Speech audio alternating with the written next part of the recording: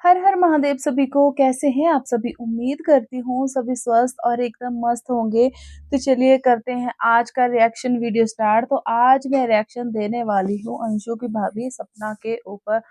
आप लोगों ने देखा कि अंशु जो है वो पहुंच गई है शिवपुरी। वैसे तो उसने अपने वीडियो के थ्रू सब लोगों को बताया है कि मेरी छुट्टियां हुई है आजकल सर्दियों में, तो इसीलिए मैं थोड़े टाइम के लिए मम्मी पापा के पास आई हूँ। ठीक है। तो यहाँ पे एक दिन तो भाई सपना का वीडियो बिल्कुल भी नहीं आया जब अंशु शिवपुरी पहुंची, क्योंकि सपना को पता है कि मेरे एंगर इशू जो है ना वो दिख जाते हैं वीडियो में। तो उसने एक दिन बहुत सारा कंट्रोल किया और वो गुस्से को थोड़ा निकाला होगा इधर उधर। दूसरे दिन थोड़ा सा हल्का सा वो शांत होके आ गई। फिर वो लग गई ही उनको उनकी कंट्रोवर्सी करने, उनकी बुराई करने। तो सबसे पहले मैं आप लोगों को बता दूं कि सपना अंशु को अपनी बेटी मानती थी। ठीक है। ठीक है, अंशु गलतियां कर रही है, मान लिया अंशु गलतियां कर रही है। वो बच्ची भी नहीं है, कुछ भी नहीं है। लेकिन सपना तो मतलब समझदार थी। उसने कौन सा अपनी बच्ची के लिए एक माँ का फर्ज निभाया। माँ कभी भी अपनी बेटियों की इस तरह से बुराई नहीं करती जिस तरह से सपना ने अंशु की धज्जियां उड़ा रखी है। ऐसा कौन सी माँ करती है अपनी बच्चियों के साथ?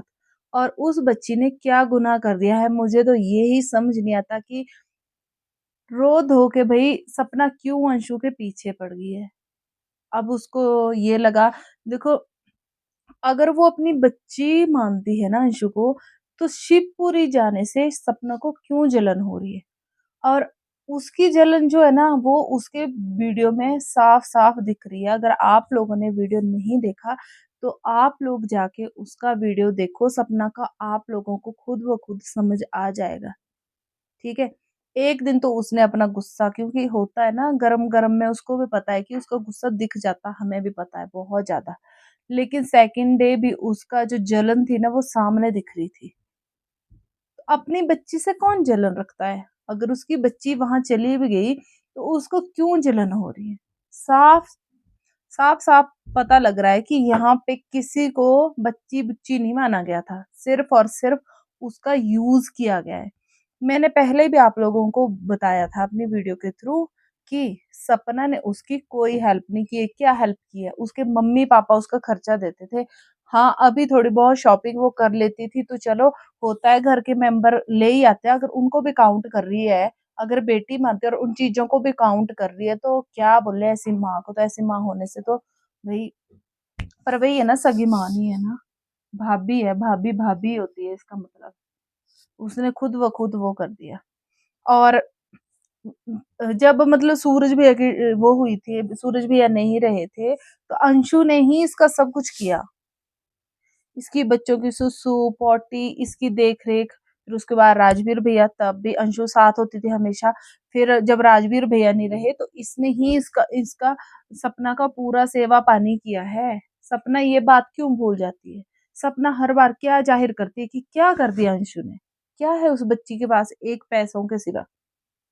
रही चैनल की बात, तो भैया उसको पाला है, वो उनकी बच्ची है। पाला शब्द तो मैं अब यूज करूंगी नहीं, वो उनकी बच्ची है, वो उसके माँ बाप है। ठीक है। तो उसके भाइयों के चैनल के थ्रू वो वायरल हुई है। किसी का यहाँ पे कोई सहयोग नहीं है। अगर तुम उसको सपोर्ट ना भी करती चैनल के लिए, तो अंशु कभी भी चैनल खोलती तो सबको पता था ये राजवीर और सूरज की बहन है। सब उसको सपोर्ट करते ही करते। तो ये चीजें तो तुम बीच में मत गिनवाया करो। ठीक है। और जलन तो भाई ऐसी दिख रही है, ऐसी दिख रही है। क्यों जल रही है मुझे समझ नहीं आ रही। अपने बच्चे के लिए कौन जलता है? अपने बच्चे के लिए तो खुशी होती है इंसान को। लेकिन तुम कैसी माँ बन रही हो मुझे नहीं आ रही समझ। एक तरफ तुम खुद ही कहती हो कि मुझे कुछ नहीं चाहिए, एक तरफ तुम खुद ही रो रही हो, बच्चियों की कसम खा रही मुझे नहीं चाहिए। जब कुछ नहीं चाहिए तो जलन किस बात की हो रही है? बहुत सारे लोगों ने उसकी वीडियो के नीचे कमेंट किए हुए हैं, कुछ एक कमेंट तो डिलीट भी हो गए हैं। लेकिन लोगों ने बहुत कुछ बोला हुआ है। लोगों ने भी इसी तरह के कमेंट किए हुए हैं कि मत जलो, वो बेटी है तुम्हारी तो उससे क्यों जल रही हो। और रही बात वहां प्रॉपर्टी की, तो प्रॉपर्टी तुम्हें मिल जाएगी, एक बार तुम जाओ तो सही वहां पे। अगर जाओगी नहीं तो प्रॉपर्टी कहाँ से मिलेगी? बैठे बिठाए और देखो जब भी अंकल आंटी के मायके वाले यहाँ आते हैं या कोई पड़ोसी इनकी हेल्प करने आता है तो सपना को बहुत चुल मच जाती है। क्या कारण है? क्यों? तुम्हारे जो मायके वाले यहाँ बैठे हैं मतलब वो तुम बोलती हो कि ये एकता है हमारी, ये हमारा परिवार है, हमारे परिवार की एकता है और उनके परिवार में कोई आ जाए तो तुम बात को फेंकती हो ऐसे कि भई प्रॉपर्टी का लालच है, पैसों का लालच है इन लोगों को। ऐसा क्यों? मतलब उनके आए तो वो लालची है प्रॉपर्टी के, तुम्हारे आए तो वो परिवार है, एकता है। तुम अपने बच्चों को मतलब संस्कार देना चाहते हो, तुम्हारा परिवार तब इकट्ठा होता है। तो ये तो बात जचती नहीं है। इस बात में तो तुम खुद ही गलत हो जाती हो सपना। बात करनी है तो दोनों तरफ की बराबर किया करो। उनके परिवार के लिए ये बोलती परिवार ये तुम्हारा ज़्यादा है, पर अगर तुम नहीं मानती वो अलग बात है। और घर से तो तुम्हें जाना ही जाना था, ठीक है? तुम्हारी बहुत टाइम से बड़ी लंबी तुमने प्लानिंग कर रखी थी। रही अंशु की बात, मैं तो ये बोलती हूँ कि अंशु छुट्टियों में ही क्यों, अंशु अपने ये वाले एग्ज़ाम क्लियर करके वापस वहीं आ जाए और हमेशा-हमेशा के लिए यहीं पे रहे। भई उसका पूरा-पूरा हक है। हम नहीं बोलते कि बेटियों का हक नहीं है, आरू-अरोही का हक नहीं है। आरू-अरोही का भी पूरा-पूरा हक प्रॉपर्टी पे है। अंकल आंटी को देंगे यार, मुझे तो दिल से लगता है कि वो देंगे, ऐसा नहीं है। वो सीधा जो भी देंगे उन पोतियों के नाम करेंगे चुपचाप। वो यहाँ पे इस तरह का वो नहीं करेंगे। और ठीक है अगर अंशु की शिवपुरी हमेशा के लिए शिफ्ट हो जाती है, तो हमें भी अंकल आंटी के ब्लॉग देखने को मिलेंगे।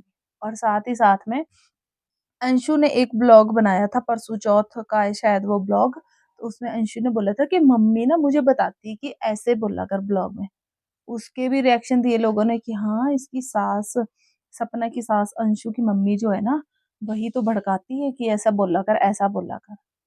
भैया तो उन्होंने ये भी बोला था साथ में कि मैं अपने बेटों को देखा करती थी कि कैसे ब्लॉग में वो बात करते हैं, तो अंशु बेटा तुम भी अच्छी-अच्छी बातें बोला करो कि ऐसे बोला करो, ऐसे बोला करो। ये बात उन्होंने बोली थी कि अंशु बेटा इस तरह से ब्लॉग बनाया करो। उन्होंने बताया था कि तुम्हारे भैया ऐसे बोलते थे, तुम्हारे भैया ऐसे बोलते थे और गाड़ी में तो आंटी जी ने देखो बोला भी तो बहुत अच्छे से। अंशु तो गच्चे खा ही रही थी, आंटी ने कितने अच्छे से जैसे मतलब सूरज भैया और राजवीर भैया बनाते थे ना ब्लॉग, तो वैसे ही आंटी जी ने बोला कि गाइस लो गच्चे खा लो।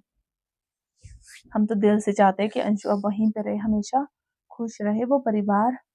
और हम चाहे कितना भी अच्छा बोल लेंगे सपना के लिए, सपना कभी वापस नहीं आएगी, सपना हमेशा उनकी कंट्रोवर्सी करेगी ही करेगी।